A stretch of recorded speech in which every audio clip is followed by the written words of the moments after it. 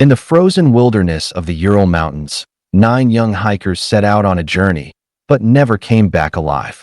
Their campsite was discovered torn apart, their bodies scattered, some with injuries so strange they defy explanation.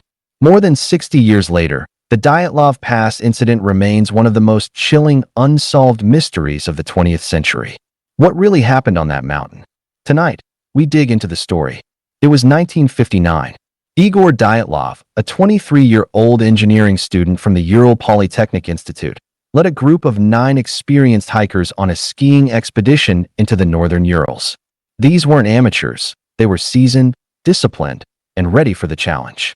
Their destination was O'Torton Mountain, a place whose name in the indigenous Mansi language ominously translates to "don't go there." On January 27th, the group began their trek. But by February 1st, they made a fateful decision.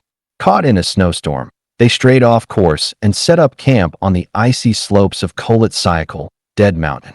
It was the last place they would ever sleep. Days later, when the group failed to send word, a search party was launched. What rescuers found was beyond disturbing. Their tent, slashed open from the inside, still held their belongings, boots, and coats. Footprints in the snow revealed hikers leaving barefoot, in socks, or wearing only light clothing, despite the deadly cold. The first bodies were found under the snowline, near a forest. 2 men lay by the remains of a fire, stripped almost naked, their hands burned as if they tried desperately to keep warm. 3 more bodies, including Dyatlov himself, were found between the forest and the tent, as if they were crawling back. But it was the last 4 bodies, discovered months later in a ravine, that deepened the horror. These hikers had suffered catastrophic injuries, fractured skulls, broken ribs, and one woman missing her tongue and eyes. Yet, there were no signs of struggle, no footprints from intruders. Only the group's own tracks in the snow. So what happened on that mountain? Some blame an avalanche, but evidence doesn't fully support it. The slope was too shallow, the tent remained partly standing, and survivors had time to flee calmly. Others suggest military testing. Reports mention strange orange lights in the sky, possibly secret weapons or missile tests. But no official records confirm it. Then there are wilder ideas: Yetis, UFOs, supernatural forces.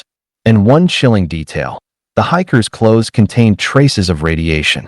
Coincidence or cover-up? Even modern investigations haven't settled it. In 2019, Russian authorities reopened the case, ultimately pointing to a slab avalanche, a rare, delayed snow collapse. Still, many experts and families remain unconvinced. The Dyatlov Pass incident continues to baffle researchers. Why did trained hikers abandon their tent half-dressed? Why were some injuries so extreme, almost like a car crash, with no external wounds? And what explains the radiation, the missing tongue, the eerie lights? We may never know the truth. The mountain keeps its secrets. The Dyatlov Pass incident is more than a story of tragedy. It's a puzzle that refuses to be solved. Was it nature, the military, or something far stranger? What do you think really happened in the Ural Mountains that night? Let us know your theory in the comments. And remember, some mysteries are never meant to be unraveled.